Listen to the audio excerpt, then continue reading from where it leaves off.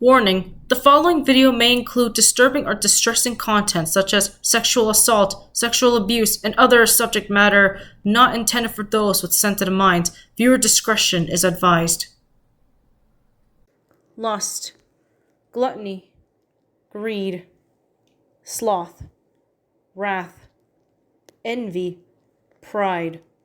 The seven deadly sins that continue to plague humanity starting from their birth. However, the one sin that always stuck out to me because of how troubling it is happens to be the one that most people tend to not take seriously or assume isn't nearly as bad, namely, the one referred to as lust. Lust is a concept that has existed for many years, but in a very dark way. The word lust comes from the German and Old English words of the same name, meaning delight or even pleasure. However, it is because of how lust is associated with those concepts does it gain its terrible reputation. And I'm not talking about how lust is the driving force behind people's libido and makes them do terrible, unspeakable things such as rape and sexual abuse of many kinds. I'm talking about how lust can easily be intertwined with the other sins such as gluttony, greed, and perhaps even envy. It is a craving that can never be filled, whether it be engaging in coitus or wanting something more material like money, food, and power. But first, let's talk about lust in its more well-known form regarding the amount of sexual crimes and scandals it has caused.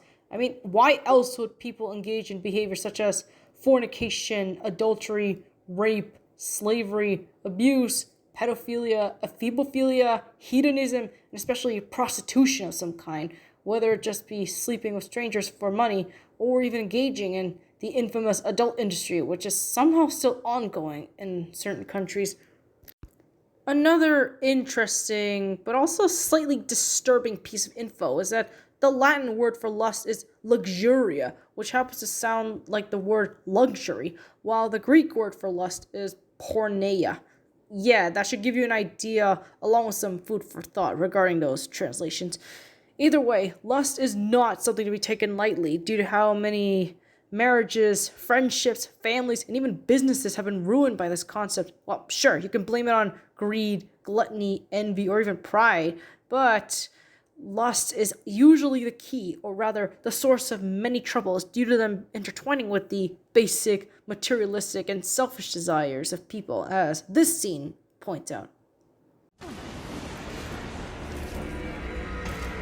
Can you guess what I lust after? In this broken world, what is left to want? Power. I always thought you were the smart one. Pity. Really, the truth is often distracting when one lives a lie. You speak as though we are natural enemies. Why must this be so? I know my role in the universe.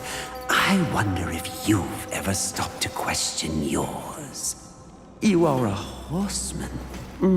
But why did you make that choice? And if so, was there some reasoning behind it? Shut up and fight! You don't even know why you fight, do you? Do you fight for your brothers? Oh, of course not. Your antagonism towards them is well known. Do you seek to achieve some sort of balance? Oh, you never believed in the greater good until it suited you.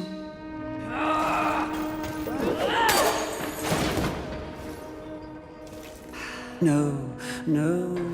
What I see in your actions is a lust all your own. A lust for power and privilege and protection from the Nephilim's inevitable fall. Ultimately, that makes us allies, doesn't it? Is it not what you want most? The power to lead in the manner you see fit. What was an illusion could soon be reality. If you set aside the wants of others and focus on yourself, ultimately, it is your choice to make. So choose. There is always a lust for power, a lust for money, a lust for anything, really, especially when it leads to more excessive or even outright obsessive thoughts that can damage a person mentally and physically. Even if lust is mostly seen as the sin related to sexual immorality of any kind, it is still prominent in ways that not even we can expect, which is why we must control our impulses and not give in to the salacious and lustful desires we have within ourselves. Our base urges can be indulged, but only if we do it properly, by forming healthy relationships with others and learning to care for others' needs instead of our own. Well, that, and we really need to be more celibate by thinking with our brains instead of our loins. Also, another interesting fact about lust is that there are several animals used to represent it, such as roosters and goats. Oh, sorry to people who like those animals, as I'm just stating what I researched and don't actually think they're evil.